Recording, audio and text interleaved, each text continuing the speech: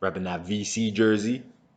I'm going to be wearing something Raptors related until Kawhi makes his decision. I feel like we have a really good chance to re-sign him as long as I'm wearing something with the Raptors logo or name on it. Uh, why would you fly to Toronto unless you want to re-sign there? I guess the American media is pushing hard, especially Fox Sports One. They do not want this guy to go back to Canada. I guess it's going to be a logistic nightmare for them. Uh, and so a lot of you'll hear some of the guys on there saying, "Oh, maybe he wants to go there, to be a man and look Messiah in the eye and tell him he's not coming back." That's plausible, but I feel like we would know by now if that's the only reason why he was coming to Toronto. At the end of the day, us Raptor fans can, at the very least, I think, look at it as a good sign that he came to Toronto, always repping my nation. Don't be ignorant, please. Um, yeah, I got a free play for you guys. Let's not make this video too long with me blabbering. The play is the under 6 runs in the first 5 innings between the Braves and the Phillies. Now, let's walk through all the things that I'm looking at when betting on a total. The first is the against the over, against the under, however way you want to slice it, numbers. Now, those of you who've been following me since the NBA season know I put zero value in the against the spread numbers because there's so much room for manipulation. Just think about it. If teams' games are going over at 220, they'll just hike that number up to 230. So now you're looking at a team who's gone over 8-3, but at what number? At what number are they going over? So you want to dig a lot deeper when it comes to NBA basketball. What's the number? That's very key.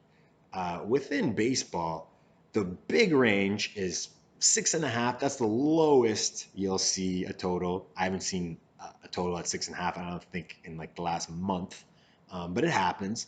And then the highest you'll see, 14, maybe 15 in extreme situations. That the game in London the other day, I think the total was up at around there. But generally, the majority fall between 7 and 10. That's where most total numbers are. So gauge, you can make inferences based on a team's record against the over or the under. In NBA basketball, if you go check right now last season's against the spread numbers, whether it's against the cover or against the total, you'll see most teams are at around 500. But that's not the case in baseball. I'll give you an example. The Yankees. My uncle just taught me to do this. He says it'll make your beard look nicer. Uh, what the hell was I talking about? Oh, in baseball, the example I was going to give you, the Yankees on the road go over 75% of the time. That's such a high number that you're probably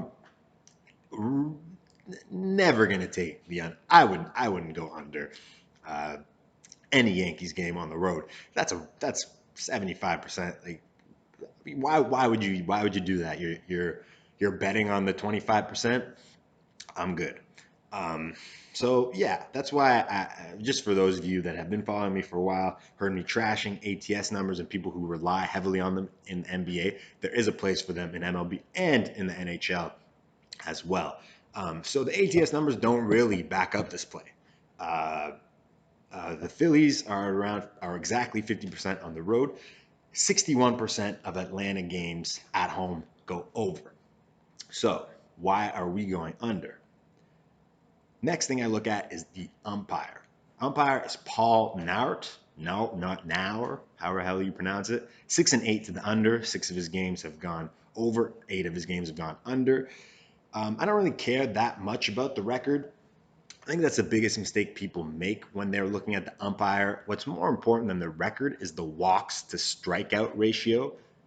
Obviously, whether the game goes over or under largely depends on what teams the umpire is umping. So that's why the record can be a little misleading.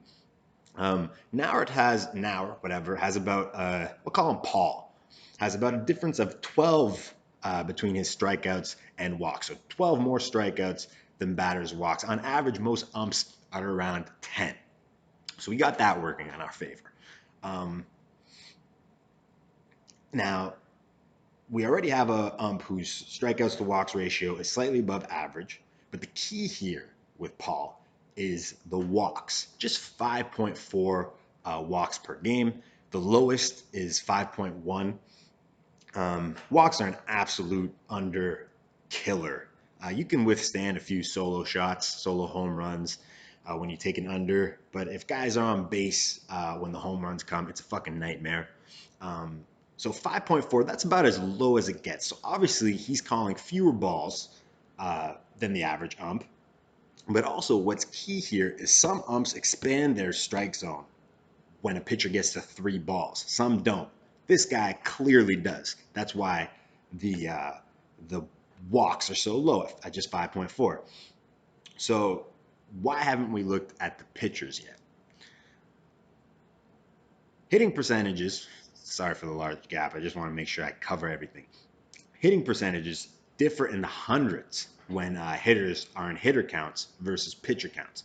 So quite frankly, I don't really care who the pitcher is. If I got an ump hunting for strikes, I'm not going over. And if I got an ump with a tiny strike zone, I'm not going under, regardless. So I don't even need to look at the pitchers in that regard. Not going to spend too much time talking about Soroka. He's a stud. Advanced analytics, for the most part, back his pretty low ERA. He's a ground ball pitcher, so the warm weather will definitely help him in that regard.